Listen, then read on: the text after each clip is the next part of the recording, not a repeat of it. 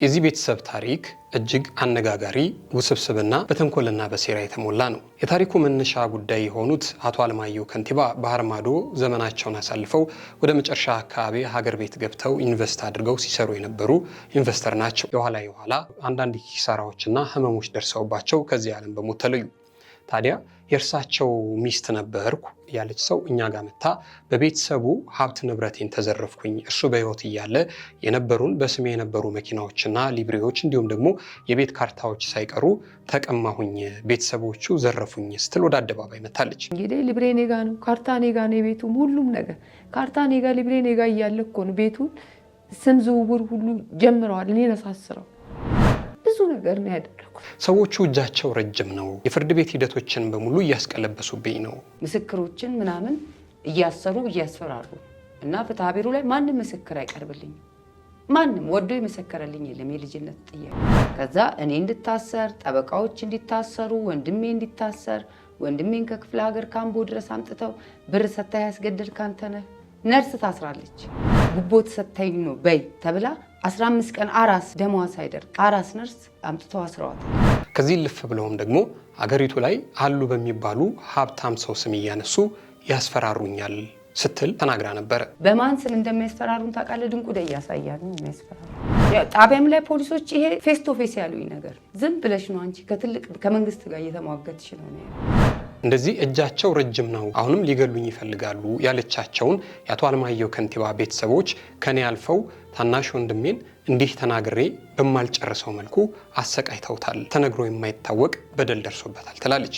በፔንሳ ብልቱም ብዙ ነገር ነው እንዲህ ነው የማይባል ብዙ ነገር አድርገው ሌሊት ያወጡ ለብቻው ጨለማ ቤት ላይ ተገርፈዋል።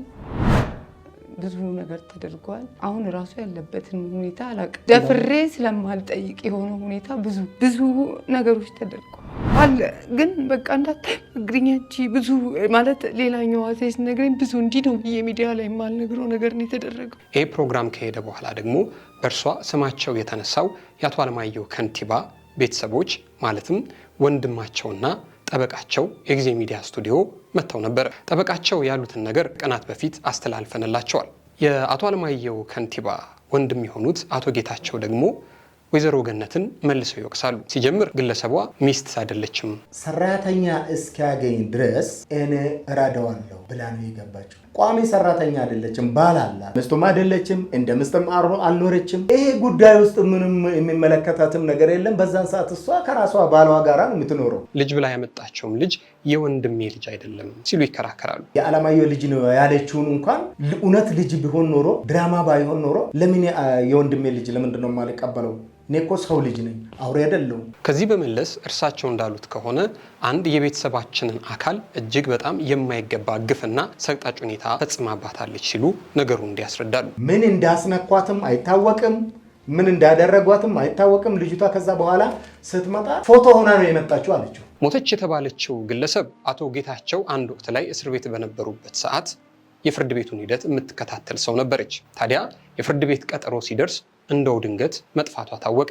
የት ትግባ የት ትውጣ የሚያውቅ ሰው አልነበረም። የኋላ ላይ ነገሩ ሲታወቅ እጅግ ዘግናኝ ግፍ ተፈጽሞባት ተገኘ። ልጅቷ በቀጠሮ ጊዜ ትጠፋለች። እቺ ልጅ የት ገባች እያልን እኛ እንፈልጋለን። እኔ እስር ቤት ሆኜ ልጅቷ ጠፋች ተብሎ ዘመዶቻችን በሙሉ ፍለጋ ላይ፣ እሷ ላካ ተገላ የራሷ ሽንት ቤት ውስጥ ከተቷትና ተደብቃለች። እንኳንና እንዲህ አድርገን ልንበድላት ቀርቶ እርሷ እኛ ላይ ያደረሰችው ግፍ እንዲህ በቀላል የሚነገር አይደለም። እንግዲህ ሰው የራሱ ግቢ ውስጥ ዞር ይላል። ሄደው ወደ ግቢ ሲገባ የተፈናቀለው ሽንት ቤቱን ያህል እንዴ ሽንት ቤት ማን ነው የፈነቀለው ብሎ ብቻ ሲያይ እግር ይታያል። በ3 አወጣችው ትእዛዝ፣ በ4 ሞተችው። የትም ሳትደርስ እዛው ነገሩ ምንድን ነው? የምንወዳችሁና የምናከብራችሁ የጊዜ ሚዲያ ቤተሰቦች ይህንን ውስብስብ የሆነ የቤተሰብ ታሪክ እያከታተልን በሚመጡት ቀናት ወደ እናንተ ይዘን እንቀርባለን። ይህንን ፕሮግራም በጊዜ ሚዲያ የዩቲዩብ ቻናል እንድትከታተሉ ጋበዝን። ሀሳብ አስተያየቶቻችሁን በሀሳብ መስጫ ሳጥን ላይ አስፍሩልን። እናመሰግናለን።